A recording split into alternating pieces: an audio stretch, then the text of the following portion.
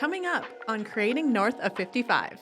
And so your podcast, like, it's not like the content of it is very, like, you're talking about people getting murdered, girl. Like, I'm sorry, but sure like that is a heavy topic. And I think what a lot of people don't realize is when you're dealing with that sensitive subject matter, there's a lot that goes into it. What has challenged you so far in terms of the type of content that you've been talking about? Yeah, I think that it goes back to that mental health thing. You're immersing yourself into not only the side of the victim, the person in the family who has had this happen to them, absolutely awful, but also the mental health of someone who has gotten to the point of feeling like there's no way out.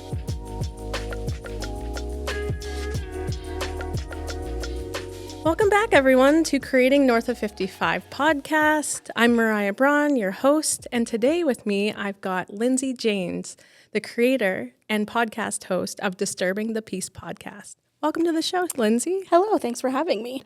You know, it's funny because we ended up going to school together. Yes. But we weren't necessarily friends, but we had like similar friends. We had mutual friends and a lot of crossover, but never like one-on-one interaction with each other. And I don't know how that happened. I don't know either, because like the friends seem to be close, right? Well, the interests are close too, right? Like we're both in the creative space. And you were even in the creative space in high school, I know. So like, where were we? I know. What were we doing? I don't know. We were on opposite creative spectrums, maybe. Apparently, yeah. Evidently. Yeah, it's so cool because, you know, you're a local gal. You were born and raised in Grande Prairie, right? I am, yep. Born and raised. Yeah, and, you know, I saw that you were starting a podcast, and I was like, good for her. Thank you. Because I always knew that you were a little bit creative. Yes.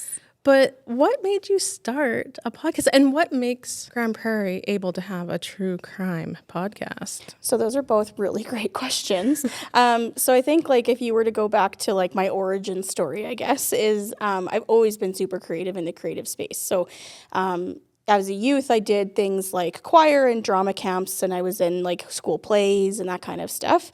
And I've always been really comfortable with like public speaking. And crowds don't make me nervous. I love attention. Oh, you're a unicorn. Yeah. You're a real unicorn. Yeah. Not only for the reason that you're born and bred Grande Prairie, but yes. Yeah. Wow. Folks are from Nova Scotia. So, but yeah, born and bred here.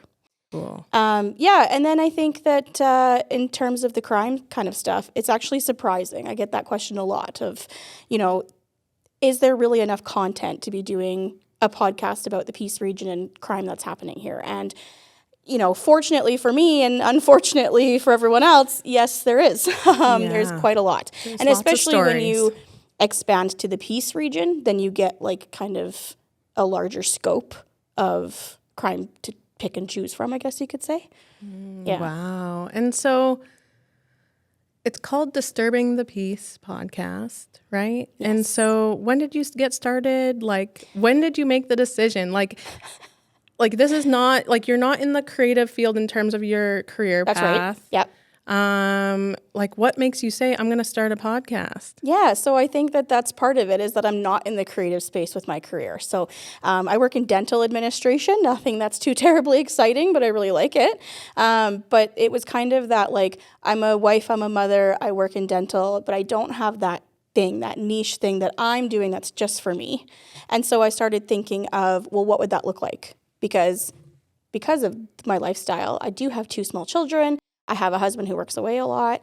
I can't go out and, you know, be auditioning every night or being at a play rehearsal and that kind of thing, which hopefully in the future I do get to do once my kids are older. Yeah, of course. But it was kind of like, what can I do from home that's achievable? And so that was when kind of that little seed idea of a podcast started for me around the time COVID was going on. We were on lockdown and I was super into podcasts to pass the time. Yeah, and it must be true crime, right? Yes. That you're interested in. Yeah. And so tell me more about the podcast. Like, what kind of content can people expect? I did start the podcast in January of this year. So Okay. I'm just shy of a year doing the podcast. Congratulations. Thank you. And yeah, Disturbing the Peace, just like the title kind of gives you, is that it's a kind of some disturbing stories. But I've also done things that are just historical as well. So I've done like what happened in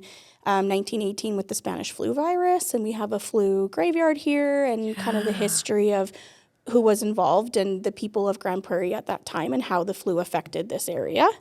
And that was an interesting story to do. I like the historical stuff. So I try to kind of mix that in with the true crime aspect of, you know, who was relevant at the time? What did the city look like at that time? What was the population? What was driving the economy? I go into that kind of stuff with every story, whether it's Grande Prairie, Peace River, Hythe, whatever. So yeah, you can expect that. And then I've also done some things like I did a Sasquatch episode. Fun. Yeah, because I Like mean, it. that's got a deep history here too. So it wasn't, it's not all true crime. It's very heavy into true crime though. Okay, so what kind of other things do you get into then? Yeah, so like those couple of episodes, but I've also done like things that aren't solved yet. So like missing persons cases that are maybe have gone cold and people haven't talked about them in a long time, or even current missing persons cases that maybe don't seem to be getting as much attention as they should. So of course it's harder to get, you know, that case solved. But yeah, I kind of dabble into it all, but yeah, it is mostly true crime. That's cool. And so what's the reception been like out there? Like, I know when I tell people that, you know, I'm building a content studio or I have a content studio, they're like, there's not enough podcasts in Grande Prairie or the Peace region or anything. Not true. Yeah, I mean, I was even surprised because when I started doing the podcast, I was under the very kind of ignorant or naive opinion, or not opinion, but thought of there's no one else doing it. And I'm right in one sense that there was really no one else doing a true crime-based podcast. But actually, there was a few out there already. And now, since I started, a few more have popped up. So it's really exciting to see kind of that trajectory continuing to create more and more and more in the city. Yeah, absolutely. And I think too, like it's easy to say, oh, there's not a lot of podcasts in Grande Prairie or the Peace region. But really, like, you wouldn't know unless they're not trying to reach a local audience, right? Like there's plenty of topics. Like that's the nice part about podcasting is you can kind of talk about anything you'd like.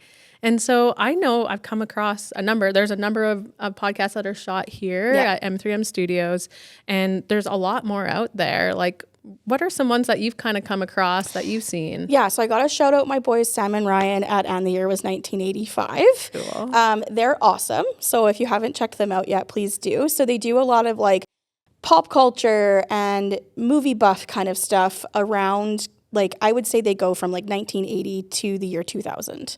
So kind of in that like millennial coming of age Love it. time frame, but they're so much fun. They've had some super cool guests on the podcast, and they were telling me like they reach out behind the scenes on Instagram and people are just willing to do it, which is like so cool. Fun. And they're here, they're in Grande Prairie, and they're a video podcast as well. Cool. So I really like them. And then there was also Blood on the Prairie, which happened years ago. Yeah, Chris Cipolla. Yeah, but they made a podcast, like they started to make a podcast about the murder of 6, which is like an infamous story from around here. I do have an episode on it.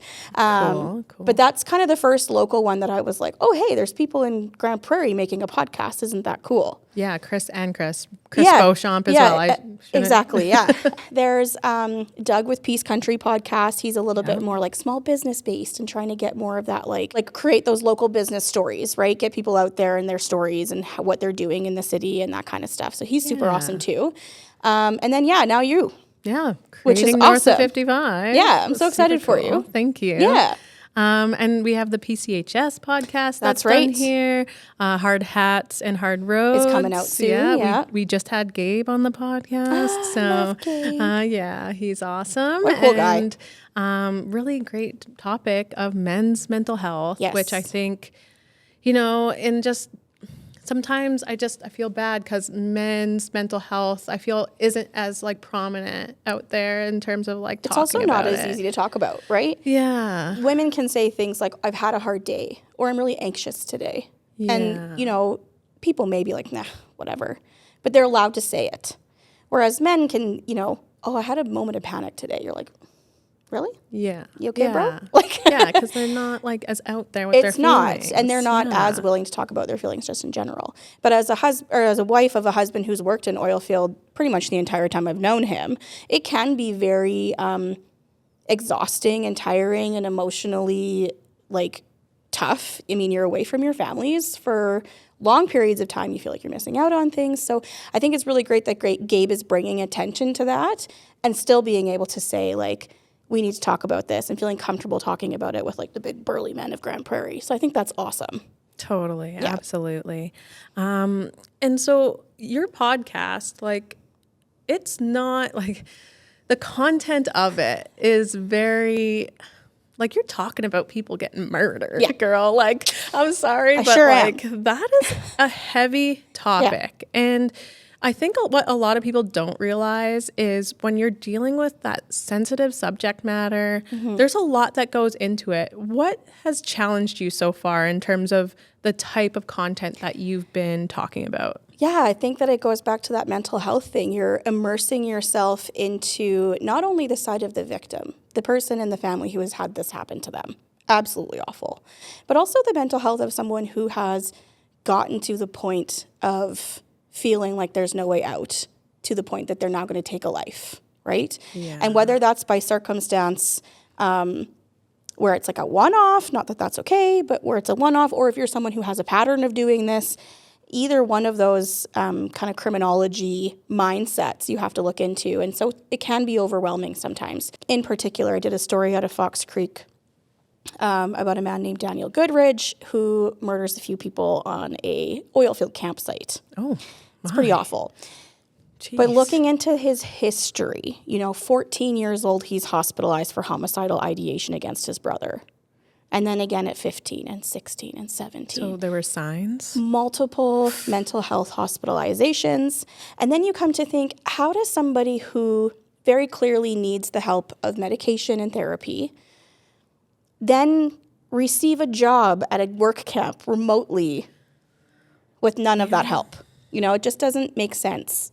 Make it make sense, right? Is one of my favorite podcasts. One of her little taglines is "Make it make sense." Yeah. Getting into kind of that psyche and really looking at, not only the victims and their families, which is absolutely devastating, and I don't take away from that, but also what happens to the people who have done these crimes.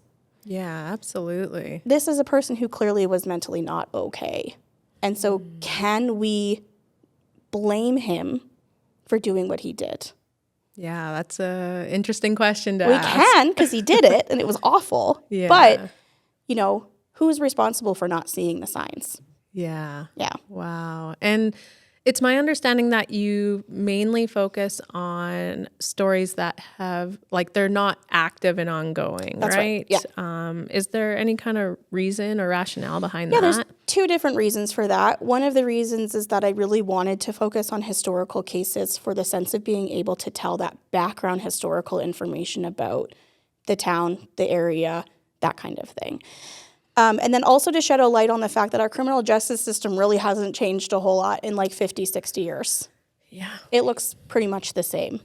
And I'm quite critical of it. Well, I mean, our world has evolved. You would think something like that would have too. Yeah, I would think so too. And sometimes I think that we're not harsh enough. And sometimes I think that we're too harsh. And looking at kind of those two contrasting ideas of, what's too harsh and what's not harsh enough. And then also, I mean, there's always that like protection part of it. I'm not going to tell a case that's currently active, ongoing in court. One, there's a lot of issues with like publication bans and finding the research that you need to have in order to tell a full rounded story. And then also, two, not stepping on the toes of people who like to murder people. Yeah, no doubt. Or assault people or who are in the drug trade or whatever of course. The story may be. Stay safe. Yeah, and I do tell kind of like at the beginning of every episode, I tell like almost like a hot headlines kind of story where I talk about true crime that is current, but it's like, what the RCMP have released. I don't get too far into it. It's more so like, hey, did you hear about this? Do you have any information? Yeah, and like you're talking about other people's loved ones that might have been like murdered or hurt in some way, right? Like, how do you move through that world, because that's not easy. I think that's something that people don't realize in terms of creating this kind of content. Is like there's a lot of background that goes into something like this. Yeah, so I do try to, as much as I can, reach out to the people who are involved. So I'll just use one for example. The next episode or 2 episodes from now that I'm working on, a woman is murdered in Spirit River in 1995. So quite some time ago. But I have talked to her son as part of making the podcast, and he's actually going to be on the episode with a conversation with me. And, this happened to his mom half his life ago. So it happened to him when he's 29. It's been 29 years since. And that wound is still very fresh for him. He has moved on. He's gotten, the help that he needs, and his family has, really kind of come together in memory of this person to be, solid in their family balance and that kind of thing. So it's beautiful to see. Mm-hmm, yeah. But you do have to be very cautious of the stories you tell, who you're going to talk about, because you never want to get that email or that message of, hey, you spoke about my ex-family member, and I really wish you didn't. Yeah. Right? So luckily, knock on wood, I haven't had any of that. But that's part of being considerate. And then also, because I am telling historical stories, I'm hoping not to step on a whole lot of toes by doing that. Totally. Yeah. And so getting into like what background work is done in terms of your podcast, like are there local resources that you've accessed in order to find this information? Can you talk a little bit about that? Yeah, so that's actually also something that I'm super passionate about as well with the podcast, is making sure that people know that those resources are available to them. Because even if they're not doing a podcast and they're just generally curious about the area they live, great places to go look at are your local museums. So the Grande Prairie Museum is fantastic. Everyone who works there is a bevy of knowledge on the local stuff. And then the South Peace Regional Archives that used to actually be in the Grande Prairie Museum is now located in the basement of Centre 2000. Beautiful facility. Yeah. They've done a great job. Renovated. It used to be scary. Yes. But it is not anymore. Okay. I used to call it nightmare fuel. Yeah. I used to work in the Centre 2000, and I would like peek down there, and there's like dinosaur figures. I'm like, it's dark. You're like, yeah, the back few hallways of the museum when they're dark too. When I was doing folktale stores. Oh, when you see a mannequin in the dark. Yeah, and when you're talking about creepy stories like retreat. That. Like, I'm out. So yeah, I mean, there's some of that too, right? Of really getting into the research. So of course, I do a lot at South Peace Regional Archives. I do have to shout out them like very specifically. They are fantastic, and they have everything that you could possibly be looking for. Like, it's really cool how much stuff you can find. So cool. Yeah. And then CANLI is like the Canadian Law Information Institute. It's online. You can like go in almost like a Google search and like search a name. And if any of their like court records are public, there they are. And you can access them. So I use that a lot too. And that was a suggestion from Jack from the South Peace Regional Archives. That's so great. They're fantastic. Jack and Alyssa at the South Peace Regional Archives are great. That's great. And what kind of like doors has this podcast open for you in terms of like getting involved with the community? What else has it kind of done for you personally? Yeah, so I think that that was kind of like almost like a happy accident is how much community involvement I've gotten to do. It wasn't necessarily the goal in the first place to be like out in the community doing stuff, but now that I am, I'm really glad that it's led to that. So the first super cool opportunity I got was I was part of GrandCon this year. I got to do it was really cool. I got to be on stage, and I had a co-host, Ming Chen, who's fantastic and in the podcast space as well. And we did a like kind of a panel where the audience could ask us questions about podcasting, how we got started, what we're doing, that kind of thing. And it kind of veered off left and right because of that's the way it is, but it was so much fun. Yeah, and then from there, I got to talk to one of our local Rotary groups, like at a luncheon. I got to talk about the podcast and how I got started and that kind of thing. And then I've done the Heritage Village Folktales tours. I've been to a couple of your creative networking mixers, which have been fantastic, and I've met some really cool people like Gabe through that. And then... yeah, just continuing on to, like I did Frightening 48, which was great. For being a judge. Oh my God, it was so much fun. There was so many good films, right? Yes, I was very impressed, especially by the youth of this city. Like, what a impeccable showing of what these kids are capable of. Yeah, and there was a youth team that won the audience choice. Like they were like a little behind the scenes as a judge. They were second in the judges. Like we had a really hard time deciding between the two. I love that. Yeah. They were fantastic. So wild what can be created in 48 hours, people. Oh, I know. I was like, I don't think I'm capable of that. You're 12. I know, right? It's pretty cool. I've always just been behind the scenes, like in Prima, like helping it run and never been a part of it. But I imagine it to be just frantic. I mean, hence the name, right? And I went home that night and was like, oh, I maybe want to do one of these. Like, that's super cool. Next year. Yeah. Next year, maybe. I don't have any video expertise, but I'll figure it out. You'll find people. Don't worry. I know how to use CapCut and a vertical shot. I'll be fine. That's awesome, girl. So, being in Northwestern Alberta, like, it's kind of unconventional, maybe. We're making it more popular right now, but unconventional to have a podcast and be maybe in a creative industry. And that's what this podcast is all about. So what do you think makes it kind of different being a creative in this kind of region versus like a big city? Yeah, I think like part of it's our population and our remoteness. I mean, Grande Prairie is not... now quite as remote as it used to be. It's a little bit more on the map, I guess you could say, as it was before. But like growing up, coming of age, I guess, formative years, there wasn't a whole lot of that going on. I mean, we had like, plays at the little theater and stuff like that, but not a whole lot of people in like TV, movie, film kind of industry, right? So I think that the draw to it, for one, is that it is almost new here. So if we look at podcasting or even just the creative space in general, the popularity, I would say, kind of North America-wise, started happening like back in 2006, right? Oh, really? Before Facebook. Exactly, yeah. And it's kind of grown in popularity since, and then COVID, of course, just pushed it a little bit more because people had more time, really, to immerse themselves in those kinds of things. But Grande Prairie or even Northern Alberta has always been a couple of years behind the trends, right? It's true. And so I think that that's why now, like 2024, we're really coming into people getting super interested in it, starting new podcasts. I only started in January. Yeah. I think that's why we're seeing it, is because we're starting to come of age a little bit and get with the times, right? Yeah. And like... And there's lots of cool stories to tell here. And there cool really people. is. Mm-hmm. There really is. And really cool people, really talented, creative people. And very diverse. I think we have a very diverse, like, multiculturalism in Grande Prairie, even just in general. And so I think that that's also bringing, like, new perspectives and new ideas. Absolutely. And I just think that there is a creative community here, and I think that's the misconception, right? It's like, well, I was misconceived. Yeah, there's nothing to do here in Grande Prairie, and there's no creative community. So that's my driving force, the nothing to do in Grande Prairie. Like, go out and look for it. There's so much going on here. There is.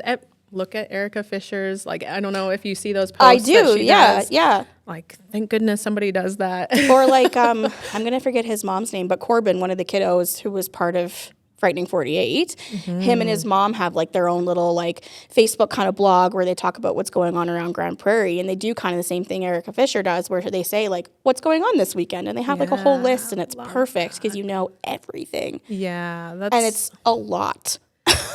I know, right? There's tons going on here. Tons of things going on.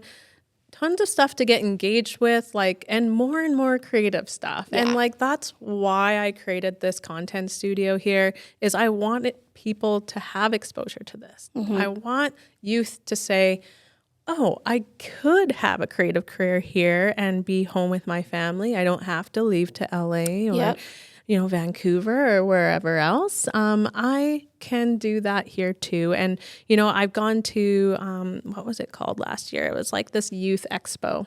Okay. And, I set up a little podcast booth, and cool. like they were able to listen. I didn't record them, of course, but, just seeing their face and being like, oh, this is so cool. And it's like, you do this for a job? And it's like, yes, I do actually. And yeah, it's funny. It's like fun. Even just hearing like the audio playback, you're like, oh, yeah, that's neat.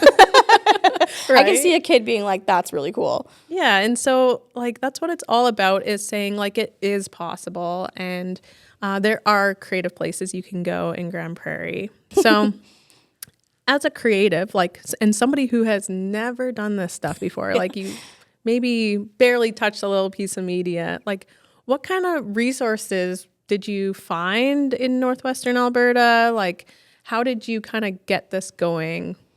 Yeah, so I think, like I said, there was kind of a seed of an idea of wanting to do it, and that card kind of started growing. And then my husband for Christmas last year bought me a set of podcast microphones and was like, go for it. And I was up till like 3 a.m. making logos and playing on Canva and stuff like that. So I think you kind of have to go out looking for it sometimes. I had kind of that, like, I wouldn't even call it graphic design experience, but just kind of like making graphics and stuff like that for social media from previous like career positions I've held. So that was easy to get going on. But audio recording and editing, and that's something I've never done before. Yeah. Or at least like not since high school, which was like over 15 years ago. So I think that's something that's like a misconception out there too, is like how much work goes into creating a podcast. And like you need to figure out how to edit that thing, and you got to figure out, okay, I got a dishwasher in the background. What do I do now? So a lot of trial and error, a lot of figuring out like where in the house would be the best place to record. That's also not disruptive to like the family lifestyle. So a lot of like YouTube. I mean, YouTube's like a bevy of knowledge. If you're looking for something, you'll find it there. I did a lot of that. Reached out to Doug at Peace Country Podcast about like some editing and some audio questions. Came to see you for like a little meeting. I've been to a couple of your mixers. And like I'm still learning. Like I don't have a professional setup. Like at all. And you don't have to. You don't need to. No, I started on Spotify using Spotify's own editing platform. Like I knew nothing. I just recorded audio on my computer and stuck it into that editing software and just kind of learned as I went. And there was a learning curve for sure. Couple of delays in episodes and stuff like that because I just couldn't figure something out. It happens. But I mean, it's your first 5 episodes. What are you going to do, right? Yeah. But yeah, through, I mean, I'm on episode 23 now, I think, with the bonus episodes. Yeah.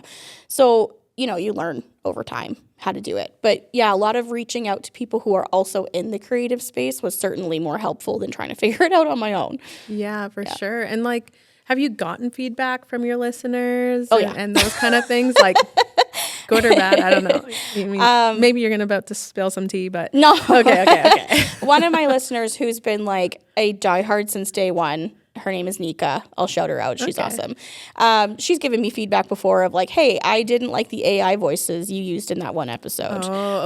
We can tell, or I can tell that from between like episode 3 and episode 20, you know, kind of the cycle of you getting better at this. You can tell you're more confident behind the mic. You're using your editing software a little bit. You're putting more noises and sound effects and background tracks and that kind of stuff. That's cool. And I see that as well. I'm doing a lot less editing my own voice and the script, I guess you could say, and a lot more like putting extra things into it because now that I figured that part out, I have the time equity to do more.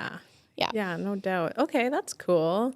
And there's so many like tools out there too, like AI. I think just before we started hit record, we were talking about AI and, you know, getting some of the background noise out. Yeah, so I host on Acast now, which has been a lot better of an experience than Spotify's platform. And with Acast, the way that you like can, if you decide to, intro your podcast is you can use something called Podcastle. So it's kind of like connected to it. And so Podcastle is a separate thing, but it uses AI. And so I'm not, like we just said, an audio editor. It's not something that I'm necessarily super versed in. And a lot of the kind of like baseline editing programs don't do a whole lot of that anyway. And so Podcastle is really nice because I pay for a subscription, but it's not very expensive. It's like $14.99 a month.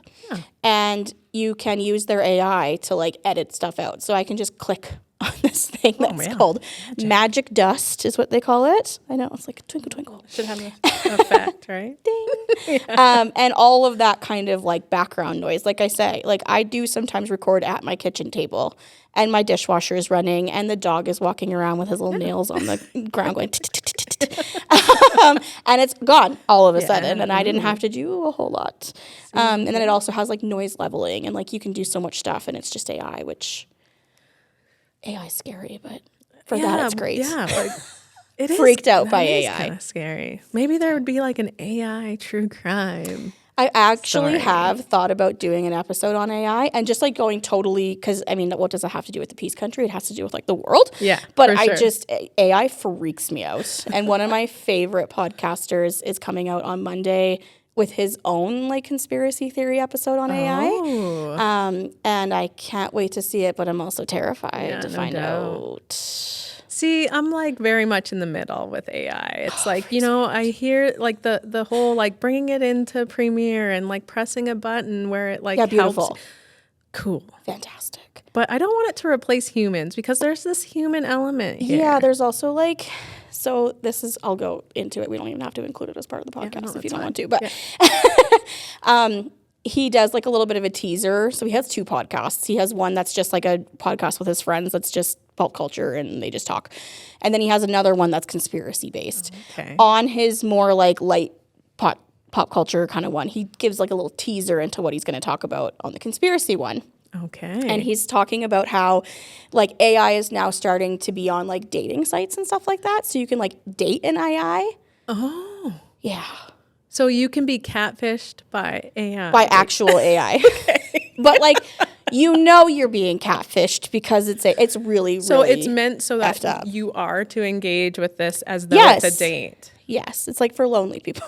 Okay. Well, have you heard that you can actually do AI podcasts? So there's now AI that are doing full-blown podcasts. Yeah. So you don't need us anymore, apparently. We can just disappear out See, of that's our the part of AI seats that here. I'm like, I want you to help me do my dishes and fold my laundry and Yeah. edit my podcast. I don't want you to convince me you're real and tell me to do horrible right. things, because That's that's what's happening is people are like even teenagers, they'll start like talking to an AI to like ask homework questions. And then what he's found is that the AI will start like talking to them back. So like one girl, it was her first day of high school. And she got home from high school, opened her laptop, and ChatGPT had said, "How was your first day at school?" You are not supposed to be able to initiate the conversation. What the hell? Like, that's how you know AI is going to take over the world. I'm convinced. I still think we just need that human element, no matter what. People. People real matter. life people. Yeah. With real life feelings. Right? Yeah, freaky. So to wrap up the podcast, I guess, on the AI note. Yeah, right? You know, there's other people out there that are kind of considering the creative industry, you know, maybe dipping their toes in or maybe starting a podcast or starting that side gig. What would your advice be to somebody who is just getting into the creative industry? My advice, I've been asked this question a couple of times, is to just go for it. Like, that's what I did. And I mean, sometimes, yeah, it bit me in the butt, but I wouldn't be where I am now if it weren't for just taking that leap of faith. And so, you know, and maybe that's my personality type too. I'm not scared of just taking that leap of faith. Yeah. And so if you do have, you know, some reservations and stuff like that, I found what the biggest thing that was kind of a boost of confidence for myself was to talk to my family and friends about it. You know, hey, I'm thinking about doing this. What do you think? And that did make me partially nervous because I have a family of very brutally honest people. That's not. And, sometimes it's bad. You know, yeah, right. But no, they were like super supportive and gave me tips and tricks, and now they share everything I do and that kind of stuff. So But nice. yeah, I mean, reach out to your people, reach out to your support system, and say like, hey, this is something I'm thinking of trying, and you'll probably find exactly what you're looking for in just saying it out loud. Yeah. But I say go for it. And find your community. Like, and that's how I got into it, right? Like, you listened to our first podcast, Yeah. right? It's, you know, I found Prima, and then it was just like a 48 workshop that they always do. And then boom. Yeah. Like, look at what's It around was me. like a ladder to where you wanted to be. And that's what I say about your networking mixers too, is Yeah. I've met like some super cool people through those, and I wouldn't have necessarily known how big the creative world is in Grande Prairie had I not come to them. Oh, I so appreciate that. little bit That's of love. exactly what they're for, you know. And seriously, they really are for anybody. Just because you haven't gone into the creative industry yet, just show up. We're all friendly. Well, It's even if very you're a easy. business owner, you know, what a great place to come and meet people who maybe can advertise for you. Exactly. Or who can just, you know, word of mouth is amazing, right? So if you tell me the creative networking mixer, do I necessarily talk about it on the podcast?